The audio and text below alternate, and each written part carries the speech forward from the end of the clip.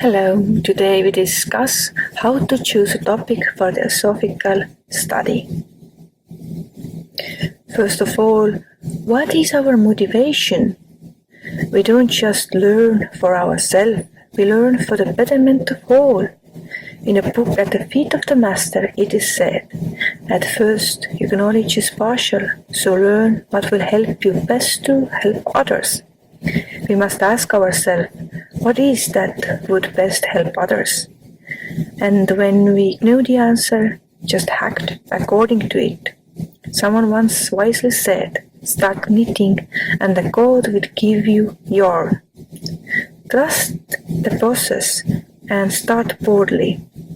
And acting in this way opens new opportunities and ideas. In practical theosophy, you have three pillars: learning, meditation, and service.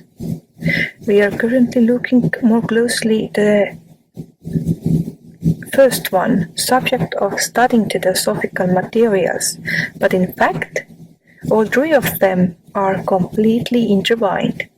In the beginning, we study in order to better understand the theme and to get a greater ageless wisdom to ourselves, so that we can pass on its aspect to others. But we cannot pass on others something that we ourselves have not understood, or so-called digested. Now, how do we digest what we read?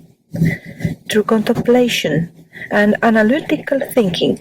It is recommended that we spend at least 2 times more time thinking and analyzing than acquiring information through listening and reading. After all, in the nature, digestion process also takes longer than eating process itself. In addition to independent analysis, discussion with others who are interested in the same topic is helping to better understand and consolidate what has been learned. Turning to such discussions, we can share our experiences and ideas with those who know less than us, and at the same time learn from those who know more than us.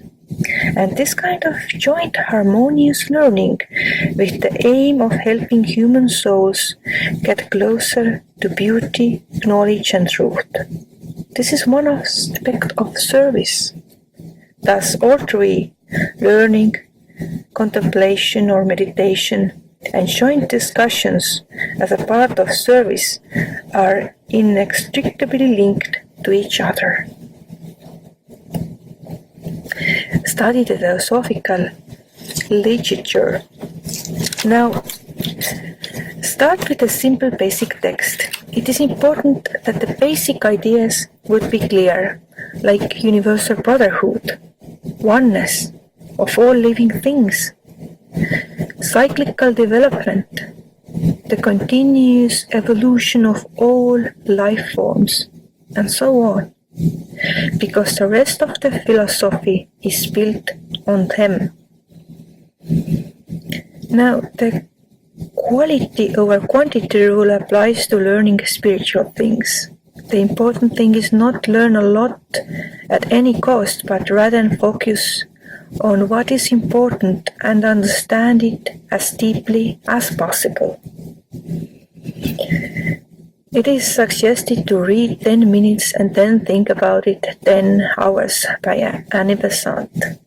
The question is whether it is possible to implement this recommendation word for word, but if you have, for example, 30 minutes a day to study spiritual literature, the recommendation is to read a new part of, for example, 10 minutes and contemplate for 20 minutes about them, or at least contemplate some time and not just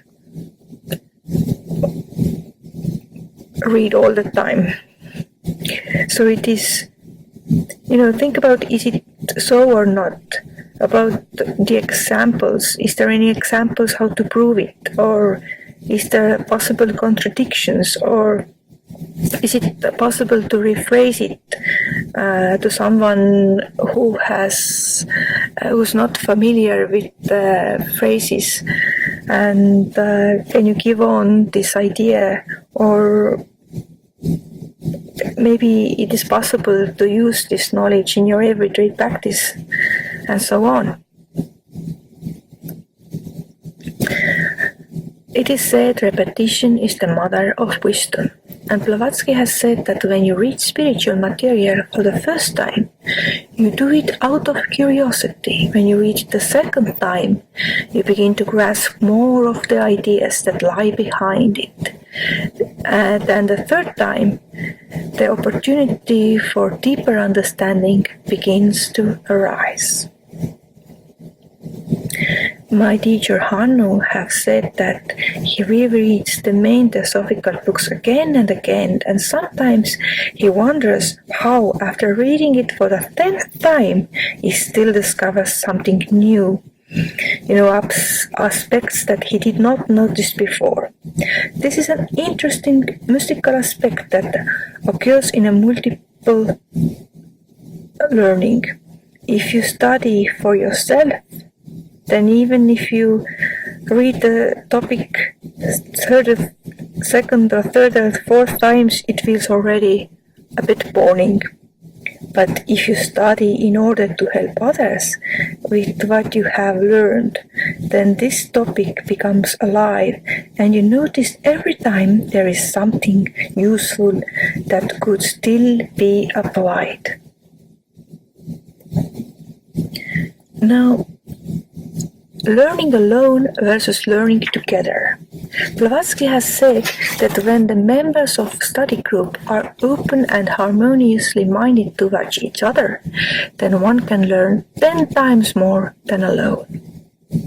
But we have pluses and minuses learning alone and also together. When we are alone, we have our own rhythm, our own time and place and order of books and so on. But if you learn together, we've determined the book, we have determined speed by ourselves and by others, and we have the common agreement for how long the meeting is lasting and so on.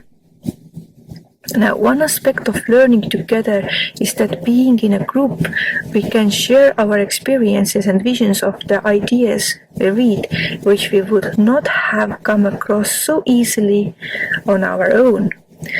We all have large packets of ideas and seeds of wisdom. We have all learned different things on our past.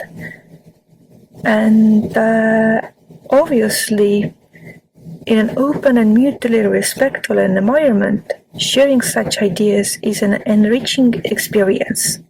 Aha! It is also possible to approach the truth from this angle. Well, thank you for sharing this way of seeing. The second aspect is more mystical. When we study together, we form a common field of consciousness, which allows us to understand more than just verbal information. All members of the group contribute to each other to such a common field of thought. And even if somebody is sitting quietly, we cannot see how much he actually contributes to the group, and every member of it is extremely important in the energetics of the whole group. The third aspect, there are always invisible listeners. Master Souls once argued that even if no one physically attended his lectures, he still had to hold it because the hall was packed with invisible listeners. We have to remember this and maintain harmonious and respectful attitude towards the researched work, each other and each other's visions and ideas, so that the energy vibrations of our study group is suitable for the use of invisible helpers and inspirers. Now, studying alone is preparation for studying together. If possible, we could familiarize ourselves with the material before going to joint reading.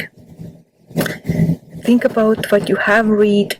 Is it true, or are there some exceptions? Try to see a bigger picture.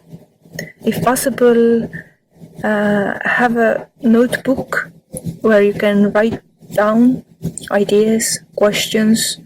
In the future, when you need to prepare for some materials or a lecture or a piece of writing, you will already have your digested thoughts or some ideas where to grasp and go on.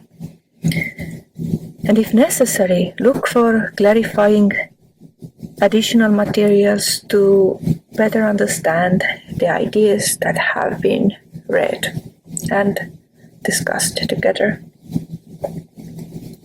Now, how to choose topics for study?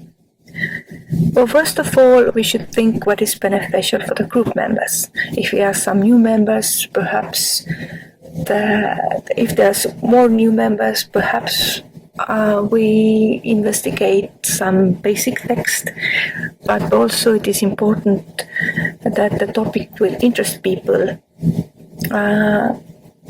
But I think philosophical topics are such that they always have something that engages us. But overall, it is good to find the middle way, what benefits the members the best, and a little bit also what interests them. From our philosophical objects, we can take world religions, also science and philosophies, also investigate the latent powers in humans.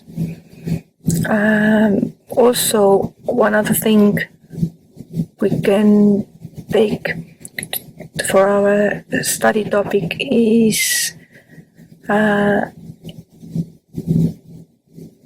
some new book from philosophical literature. And for that, it is really good to know what philosophical books are available. And this is our next topic. But for now, thank you very much.